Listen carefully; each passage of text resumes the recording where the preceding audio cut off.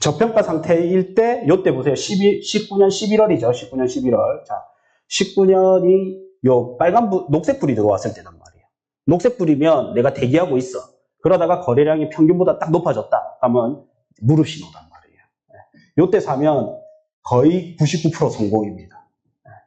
근데 한 가지 아쉬운 게 있어요. 요때 사면 거래량이 이제 평균이 딱 왔단 말이에요. 그러면 뭐예요? 이미 1급지는 조금 올랐다. 우리가 보면 이제 1급지가 먼저 오르기 때문에, 그래서 내가 진짜 순수 100% 투자자다. 그러면 무릎에 들어가면 돼. 근데 나는 약간 상급지 아파트, 그러니까 이 기회에 해운대, 수영구 이런 데를 사고 싶다. 그러면 약간 무릎보다 빨리 들어가야 된단 말이에요. 그러면 이제 그것까지 알려드려야 되겠죠. 그것까지 알려드리면 제가 이제 이 부동산은 심리가 되게 중요하기 때문에 뭐냐면 1급지에 더 이상 신축 새 아파트가 없단 말이에요. 그러면 어쩔 수 없이 지금 있는 대장 아파트를 살 수밖에 없어요. 그러니까 앞으로 만약에 좀 과거로 돌아가서 남천 자이하고 남천 더샵이 부산에서는 좀 대장급 아파트거든요. 그러면 남천 자이나 남천 서밋이 지금 남천 서밋 지금 남았고 남천 더샵과 남천 자이가 지금 최근에 분양한 것 중에 제일 대장급인데 이 아파트가 좀 분양할 것 같으면 어떠냐면 사람들이 좀 기다립니다. 당첨될 것 같아서 혹은 입주장 되면 좀 싸게 살 수 있을 것 같아서. 근데 그게 끝나고 나면 더 이상 1급지에 대장 아파트가 없기 때문에 이제 살 수밖에 없어요. 이게 이제 1급지 아파트, 대장 아파트를 좀 싸게 살 수 있는 방법이거든요. 자, 그래서 일단 부산은 보면 자, 종합 진단을 내보면 일단 저평가다. 그 다음에 공급 물량 없다. 그러면 상승하긴 상승할 거다. 그 다음에 수요가 지금 이제 거래량이 평균 이상이어야지 수요가 보통 이상 되구나인데 이제 거래량이 평균 이하라는 거는 아직 수요가 좀 부족한 거예요.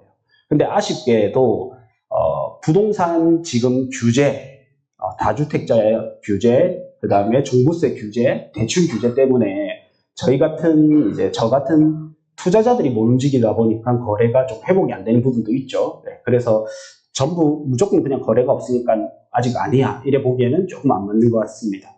그래서 저는 이제 그래서 이렇게 봅니다. 여기서 아까 여기 제일 중요한 표 여기 저평가냐 고평가냐 볼 때 여기서 저는 어떻게 보냐면 자 펜으로 해서 여기 상승 요인이잖아요. 네, 저평가니까 그러면 플러스 1점.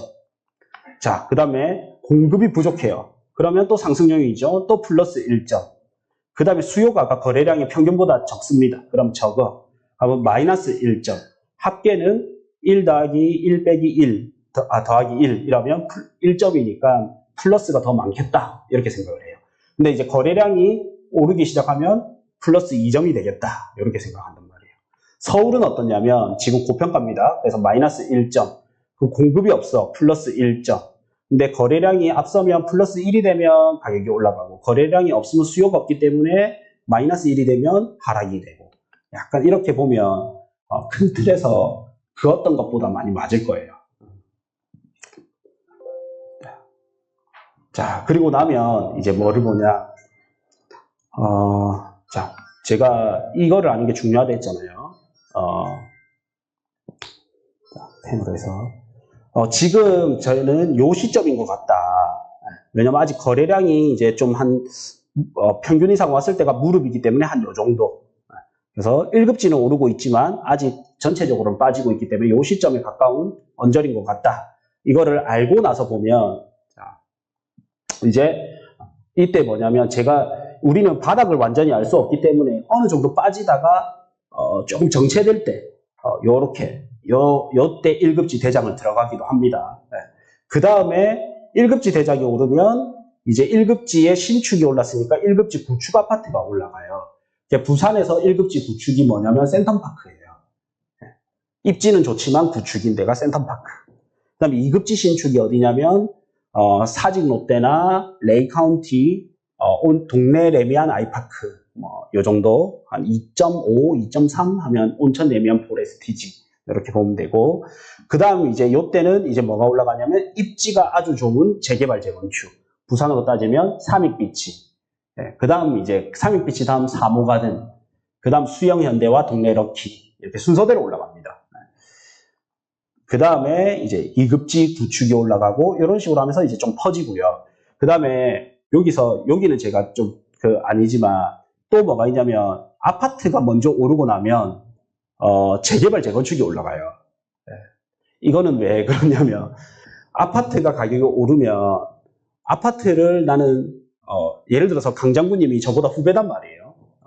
예를 들어, 좀 이런 말 하기 그런데, 제가 30대 초반에, BMW 차를 샀어요. 520D. 십몇 년 전에. 그래서, 내 좀 속으로 좀 잘 나가네. 이러면서 이래 했단 말이야. 근데 강 장군이 저보다 2살, 3살 후배인데, 약간, 벤츠 E클래스를 끌고 온 거예요. 저 친구가 차가 내보다 이제 좀 동급이거나 좀 좋잖아요. 그러면 내가 차가 바꿀 때 됐죠. 그러면 좀 더 좋은 거 삽니다. 뭔지 아시겠죠? 이게 부동산에도 정확히 적용이 돼. 그래서 어떠냐면 1급지 대장이 올랐잖아요. 강 장군이 해운대 자이를 샀는데 올랐어. 그러면 내가 해운대 자이를 사자니 강 장군보다 웃돈 주고 사는 것 같아서 진 것 같아. 그러니까 어떻게 해야 되냐면 재건축만 되면 해운대 자이를 이길 만한 거 찾는단 말이에요. 심리가. 그러면서 뭐 지금으로 따지면 남천 서밋이나 뭐 나중에 르웰이나 뭐 이런 거 보겠죠. 아니면은 아예 삼익비치 재건축 뭐 이런 거 보겠죠. 그런 심리 때문에 아파트가 오르고 나면 재개발 재건축이 올라갑니다. 사실 이제 심리와 시장이 뭐가 있냐면 아파트가 올랐으니까 아파트 지을 수 있는 땅이 오르는 거예요. 전기차가 비싸지면 전기차의 핵심 부품인 배터리가 오르듯이 아파트가 올랐으니 아파트를 지을 수 있는 땅이 오르는 겁니다. 근데 아파트를 바로 지을 수 있는 땅이 뭐예요? 재개발 재건축. 그래서 아파트가 오르고 나면 재개발 재건축이 올라요. 그러면 이제 주택이 올랐죠. 그러고 나면 주택에 사람들이 입주하잖아요. 이제 뭐가 필요합니까? 입주민 대상으로 상업용 시설이 필요하죠. 그래서 상가 가격이 오르게 되는 거예요. 그리고 아파트 상가가 올랐다? 그러면 이제 사실 상가가 올랐다라는 거는 뭐냐면 그거를 깔고 있는 땅값이 올랐다라는 거거든요. 그러면 도심의 땅값이 올랐기 때문에 개발지의 땅값이 그 다음 올라가요. 그래서 이것만 알아도 내가 조금 분산 투자 및 리스크 헤지도 할 수가 있고 타이밍 좋게 아주 좋게 이제 칼타이밍처럼 투자를 할 수가 있는 거예요. 자, 이거를 알고 나서 제가 이거는 이제 선물로 이거 이제 투자하기에 괜찮은 아파트를 이제 알려드리는 겁니다. 이거 참고로 저희가 나중에 저희가 후기 작성한 분들에게 이 PDF 파일 3분 강사님 거 다 드릴 겁니다. 그래서 이거 그대로 받아보실 수 있어요. 나는 후기 도저히 못 적겠다 하면 이거 사진 찍어 보시고 아니면 돌아가셔서 녹화 방송 볼 때 캡처를 하시고. 자, 하나 예시로 아시아드 코오롱 하늘채 볼게요. 아시아드 코오롱 하늘채. 저는 어떻게 해놨냐면 얼마나 저평가되어 있는지 표시하고 현재 매매가, 전세가, 평당가, 그 다음에 갭 차이, 예상할 수 있는 시세 차이, 예상 수익금, 그 다음에 투자금 대비 수익률, 이거를 60% 대출일 때 내 필요한 돈 예상 수익률, 70% 대출일 때 내 필요한 돈 예상 수익률, 이렇게 다 해놨습니다. 그래서 이걸로 저는 뽑기 때문에 아무래도 좀 더 정확할 수밖에 없어요. 사람의 힘으로 아파트 하나하나 찾으면 느릴 거 아니에요. 근데 저는 전국에 있는, 특히 부산 같은 경우에는 네이버 매물 전체를 엑셀 파일화 시켜서 그걸 데이터화로 가공해서 좋은 걸 찾는단 말이에요. 그래서 좋은 거를 찾는 순서를 알려드릴게요. 자,